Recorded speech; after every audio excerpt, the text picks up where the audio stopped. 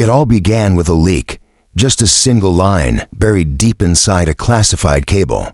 But that one sentence was enough to shake an entire nation. Captain Ibrahim Traoré had just 24 hours to hand over 90% of Burkina Faso's oil and gold, or face serious consequences. And the name behind the demand, Donald J. Trump, then President of the United States. This wasn't politics as usual. This was a hard, calculated move, backdoor diplomacy mixed with raw business pressure, even. Washington insiders were stunned. No talks, no discussions. Just a flat-out order. Hand over almost total control of Burkina Faso's newly discovered oil and gold reserves. It wasn't a request. It was a threat aimed straight at the heart of Ouagadougou. Before we get deeper into this story, make sure to like and subscribe for more content like this. Sources say the cable didn't arrive by chance. It was hand-delivered by a trusted go-between, a former U.S. military attaché, flanked by private American security contractors. At sunrise, it landed on Captain Traoré's desk. The message couldn't have been clearer. Let U.S. corporations begin drilling oil and exporting gold immediately. Hand over long-term control of Burkina Faso's energy policy to a U.S.-led economic board. Do it in 24 hours or face sanctions, resource blockades, and internal sabotage. This wasn't diplomacy. It was a shakedown. Trump's tone was blunt, cold, and all business. We saved you from terrorism. Now it's time to pay up. But there was one thing Trump didn't count on. The man receiving the message wasn't the type to fold. Captain Traoré didn't blink. He called in his intelligence chief and his top military commander. Then he gave the order loud and clear. Tell the Americans, Burkina Faso is not for sale. By midday, the story had exploded. African media lit up. From Lagos to Kinshasa, headlines blazed. Trump demands Africa's resources. Traoré given 24-hour deadline. The world was watching, and Burkina Faso was holding its breath. But Traoré wasn't drafting his response with pen and paper. He was answering with strategy and steel, because for months, something massive had been kept quiet. Beneath the dry plains of northern Burkina Faso, a hidden force had been discovered. And this wasn't just speculation. It was confirmed. Huge, untouched oil reserves, verified by a secret geological task force set up after Traoré took power. Russian engineers ran the scans. Iranian drones flew low, slipping under every radar. North Korean tech teams secured the data like a vault. Everything was classified. Everything was locked down until the first drill hit the ground. Then, the satellites caught it. American satellites, French satellites, the always watching eyes in the sky. Within 48 hours, U.S. intelligence flagged unusual energy activity. In the Sahel, they tracked shipments of equipment coming in from Iran and Venezuela. Encrypted chatter hinted at something big, a new, independent petroleum corridor. And then the gold trail lit up. Burkina Faso had already started reclaiming its gold mines, quietly removing French-controlled companies and replacing them with national military units. The money wasn't going to Paris anymore. It was being funneled into a local development fund, and Washington got the message, loud and clear. Here was a country rich in oil and gold, not run by Wall Street, not going to Paris, not begging the IMF, a country backed by its own people, its own army, and its own vision. This wasn't just rebellion, it was a model. A working alternative. And that scared them more than anything. They didn't just want the oil. They wanted to kill the idea before Mali, Niger, Chad, or Congo decided to follow suit. That's when the phone calls started. From Exxon, from Chevron, from Washington. Power players all asking the same question. How do we shut this down before it turns into another Libya? Only this time, Libya would be African-owned. Their solution, send Trump. Send the threat. Force Traoré to kneel. But they picked the wrong man. He doesn't kneel. When the message arrived in Ouagadougou, it didn't come wrapped in diplomacy. It came wrapped in arrogance, the language of empire disguised as business. Trump's team pitched it like a deal, but this wasn't negotiation. It was straight-up extortion. The demand came as a 7-page document, stamped Confidential Strategic Resource Acquisition Framework. But the content wasn't subtle at all. 90% of Burkina Faso's oil would go to U.S. oil giants under the banner of stabilization and infrastructure development. Control of major gold export routes would be handed over to U.S.-approved intermediaries. An American advisory board would oversee all new mining contracts and revenue flows, and in return, military protection, technology deals, and most telling of all, protection from regime change. Yes, you read that right. Protection from regime change, a polite way of saying, do what we say, or we'll take you down. At the top of the document, written in bold red ink, just one note: Traoré has 24 hours. This wasn't just about resources. This was imperialism, rebranded. Imperialism to zero bold. Raw, unapologetic.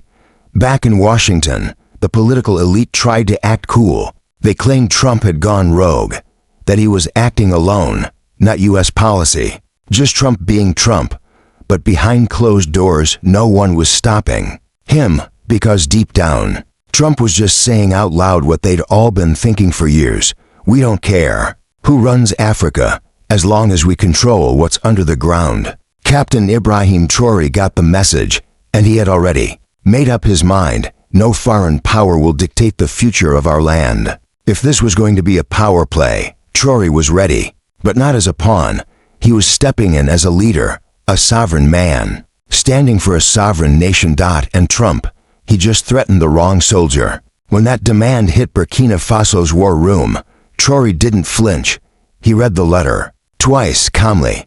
Then he set it aside, stood up, and said, "So that's their price for peace. Slavery, dressed in a suit and tie." He didn't wait. He didn't hesitate. He lit a fire. They want 90% of our future, then they'll face 100% of our resistance. He didn't call Paris. He didn't call D.C. He called the commander of the Special Sovereignty Force, a shadow military unit built for moments like this. Orders went out immediately, locked down every oil field. Double the security on gold convoys. Cut off all data links to foreign contractors. Prep national TV. A statement was coming. By noon, the entire country was watching. The screen faded to black. Then, a flicker of live feed. No fancy studio. No flashy production. Just Traoré, in uniform, one hand on the Burkinabe flag, the other holding a folder marked "Confidential, U.S. threat." His voice was calm, his eyes sharp as steel. To the people of Burkina Faso and to our African brothers and sisters, an offer has been made to sell our oil, to sell our gold, to sell our honor in exchange for fear. He paused. The room went silent. To those behind this insult, to Mr. Trump and his backers: "You have misjudged us. We are not Libya. We are not Iraq. We are not your playground. We will never trade our land for your luxury. We will never bow to your bullets or your banks. You gave us 24 hours. Here's our response. You now have 24 hours to take your greed, your threats, and your arrogance and leave African soil." He stood, saluted, walked off screen. No questions, no deals, no backing down. But while Traoré's speech lit up the continent, sparking cheers from Dar es Salaam to Dakar, another storm was brewing behind the scenes. In oil boardrooms and intelligence offices, panic set in. At ExxonMobil, urgent calls flooded D.C. At Halliburton, strategy teams scrambled to measure the fallout. At CIA headquarters in Langley, red flags went up. Traoré didn't fold. He went public. And that was the real problem. Because if Burkina Faso could say no and stand firm, what would stop Mali, Niger, Chad, or Congo from doing the same? So the pressure cranked up fast. CIA operatives started showing up more frequently across West Africa. Surveillance drones tightened their flight paths over Burkina's oil fields and gold routes. Social media lit up with smear campaigns, suddenly labeling Traoré unstable, erratic, even mentally unfit. Near the Ghana border, private contractors, linked to a notorious intelligence firm, were spotted moving in. The message from Washington was crystal clear: this ends now. But Traoré's response had already echoed across Africa. This land is not for sale. Their plan? Destabilization from within. Meanwhile, Major Western media networks suddenly began singing the same tune. Burkina Faso's isolation could trigger a humanitarian crisis. Experts warn Traoré is leading his country into ruin. But on the ground, in Burkina Faso, the opposite was happening. More people were lining up to volunteer for oil field security units. Across Burkina Faso, resistance wasn't just coming from soldiers. It was coming from classrooms, kitchens, village squares, and it was growing by the hour. At universities, students held open forums on sovereignty and resource justice. Women's groups delivered food and supplies to soldiers guarding the gold mines. And every time CNN or the BBC ran another smear story, the youth didn't get angry. They laughed, then reposted the clips with captions like, "If they hate him this much, he must be doing something right." Captain Ibrahim Traoré understood something vital. Trump was just the face. The real enemy was the machine, the global system built by banks, oil giants, intelligence agencies, and media empires, had looted Africa for generations. And now that machine had turned its full weight on one man. Because he did something no African leader had dared in decades. He said no, and meant it. Burkina Faso was under siege, politically, economically, digitally. But Traoré wasn't standing alone. Just days after his defiant response to Trump's ultimatum, 3 military planes landed quietly in Ouagadougou. No bombs, no weapons, just brothers. From Mali came Colonel Assimi Goïta, calm, silent, unshakable. From Niger, General Abdourahmane Chiani, eyes blazing with resolve. And from Guinea, Colonel Mamadi Doumbouya, tall, proud, unapologetic. No suits, no foreign handlers, no diplomatic performance. They walked into the presidential palace side by side. And when they emerged, they stood shoulder to shoulder with Traoré. Then came the line that shook the entire continent. If you touch Burkina Faso, you touch all of us. This wasn't just a slogan, it was a doctrine, a new kind of alliance. Africa's answer to NATO, the AES shield. Mali sent in battle-hardened advisors to defend Burkina's oil fields. Niger deployed logistics teams to navigate the harsh desert terrain. Guinea opened its airspace for emergency supply routes. But this wasn't just a boots-on-the-ground battle. The war was digital too. AES-backed media launched a full-scale counteroffensive online. They exposed Western disinformation. They revealed the truth behind the resource war. They filled social feeds with one clear message: our resources, our future, our fight. The ripple effect was instant and unstoppable. In Bamako, streets overflowed with people waving Burkinabe flags. In Conakry, murals appeared overnight, Traoré standing tall on oil barrels, flag in hand. Even in Chad and the Central African Republic, youth groups chanted in the streets, AES or death. Meanwhile, Western intelligence agencies scrambled behind closed doors. But they'd missed one critical shift. This was no longer just about Burkina Faso. This was about a Pan-African firewall. And Traoré wasn't backing down. He was marching forward, not with treaties, not with hollow promises, but with a brotherhood forged in war, betrayal, and the dream of a truly free Africa. And while Western powers raged, planned, and plotted, 2 other global giants were already making their move, quietly, deliberately, without apology. China and Russia. They didn't come with threats. They didn't lecture Traoré or try to tame him. They came with something far more powerful: support, technology, respect, and one message Captain Traoré would never forget: you are not alone. Just 72 hours after Trump's ultimatum hit, the headlines: a quiet Chinese delegation landed in Ouagadougou. No cameras, no big announcements, just engineers, diplomats, and one game-changing offer: a fully operational oil refinery, designed, built, and running in 90 days. Advanced gold valuation systems that cut Western banks out of the picture. And most importantly, a digital trade network powered by China's digital yuan, completely bypassing both the CFA franc and the US dollar. Burkina Faso wouldn't just own its oil and gold anymore. It would control the entire value chain. And China wasn't alone. The very next day, a Russian Ilyushin military jet touched down on a secured airstrip. On board, high-end electronic warfare equipment. and several unmarked crates labeled specialized defense assets. Translation: Burkina Faso's oil fields were now shielded by Russian-grade anti-drone systems. Washington was stunned. CNN called it a dangerous new axis. The U.S. State Department accused Traoré of selling out to dictatorships. But on the ground in Africa, nobody cared what the West thought. To the people, Traoré wasn't bowing. He was fighting back. To them, China and Russia weren't invaders. They were tools, allies in building something new. An AES. That wasn't just an alliance. It was the future. A future without colonial strings. At this point, Traoré had done the unthinkable. He rejected a U.S. ultimatum. He exposed a global resource grab. And he brought China, Russia, and half of West Africa to his side. In the U.S., the media lost it. CNN flashed red banners. Burkina Faso threatens U.S. strategic interests. Fox News hit full panic mode. Traoré must be stopped. Analyst panels filled up fast. Former CIA agents, oil executives, retired generals, all repeating the same word: dangerous. They called him a madman, a dictator, a Putin puppet, the next Gaddafi. But the internet wasn't buying it. Social media exploded with support. Hashtags surged. Hashtag La Joie Tra or Eacute the Lion. Africa is not for sale.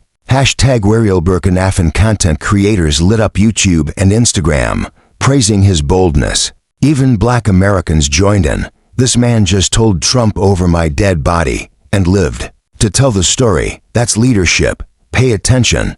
Back in Burkina Faso, the youth clapped back their own way. They remixed CNN fear-mongering clips into protest songs. They printed t-shirts that read, "If CNN hates you, you're doing something right." Traoré wasn't just a president anymore. He had become a symbol, a meme, a movement. Even Time magazine had to acknowledge it. Their next digital cover read, "The man America can't bully inside Traoré's African uprising." But with fame came risk. The more Traoré's name lit up global headlines, the more the threats piled up. Private intel firms launched cyber attacks. Social platforms were flooded with fake scandals and smear campaigns. In Washington's back rooms, the whispers of regime change started circling again. But none of it mattered, because the people could see what was really going on. And Traoré, he had shattered the script. He wasn't supposed to push back.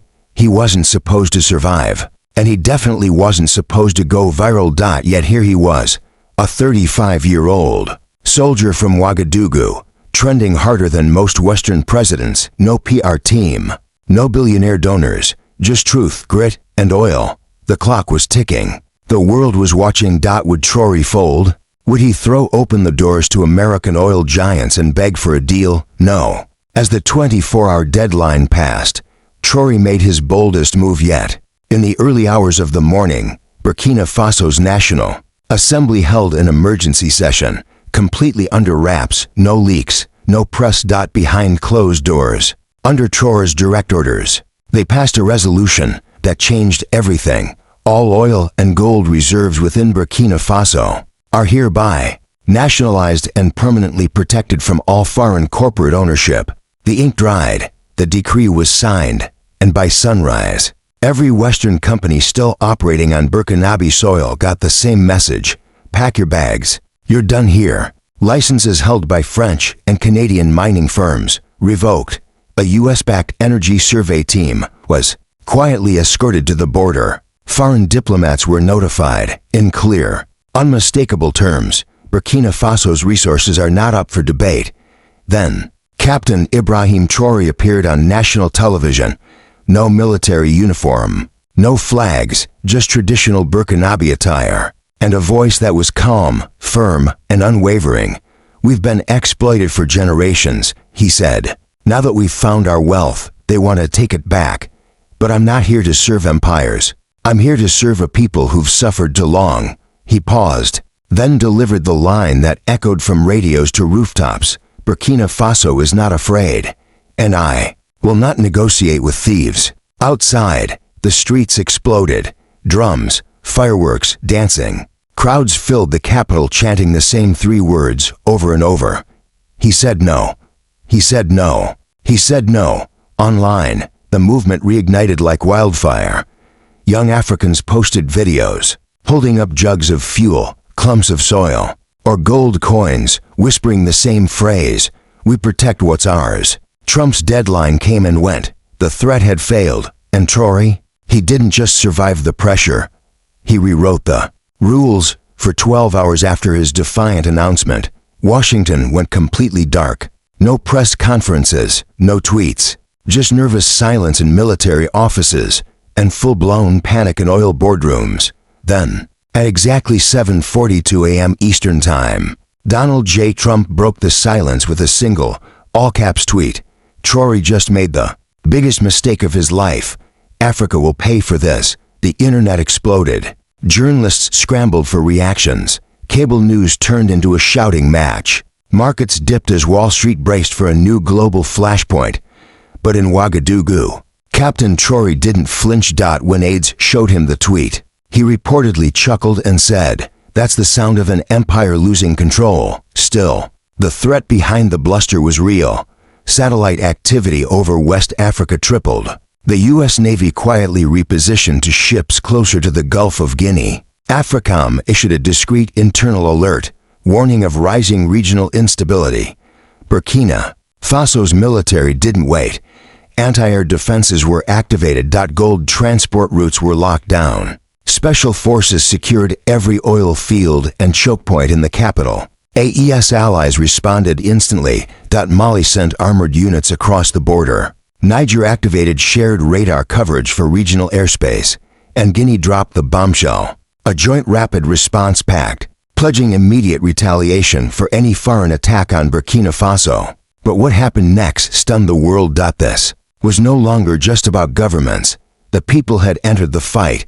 From Nigeria to South Africa, Kenya to Senegal, tens of thousands flooded the streets outside U.S. embassies. These weren't just protests, they were warnings. Placards. Read, "Touch Traoré and you touch all of us. Africa is not your minefield. Keep your democracy. We'll keep our dignity." Back in Washington, Trump was reportedly furious that the pressure campaign had collapsed. He wanted results, but the final blow didn't come from a government or a military. It came from a 43-second video, posted directly by Traoré, and it went global in hours, looking straight into the camera, composed and steady. He said, "This is not just about oil. This is not just about gold. This is about the soul of Africa.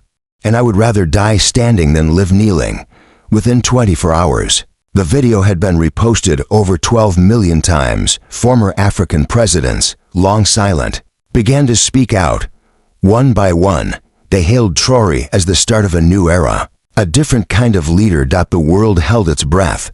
But for Africa, it was the first deep breath of freedom in a long, long time.